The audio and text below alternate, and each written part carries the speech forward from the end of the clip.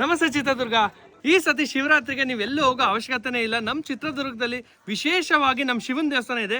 ಅದ್ರ ಇತಿಹಾಸನ ಕಂಪ್ಲೀಟ್ ನಿಮ್ಗೆ ತಿಳಿಸ್ತೀನಿ, ನೋಡೋಣ ಬನ್ನಿ. ಪಶ್ಚಿಮಾಭಿಮುಖವಾಗಿ ಇದು ಏಷ್ಯಾ ಖಂಡದಲ್ಲೇ ಪ್ರಥಮವಾಗಿರುವಂಥ ದೇವಸ್ಥಾನ ಇದು. ವಿಶೇಷವಾಗಿ ಎಲ್ಲಾ ಕಡೆ ನಾವು ಶಿವಲಿಂಗ ನೋಡಿದ್ರೆ ಎಡಗಡೆಗೆ ಪೀಠ, ಇಲ್ಲಿ ನೋಡ್ರಿ ನಮ್ಮ ಬಲಗಡೆ ಪೀಠ ಇದೆ. ಅರ್ಜುನ ಪ್ರತಿಷ್ಠಾಪನೆ ಮಾಡಿದಂತ ಶಿವಲಿಂಗ.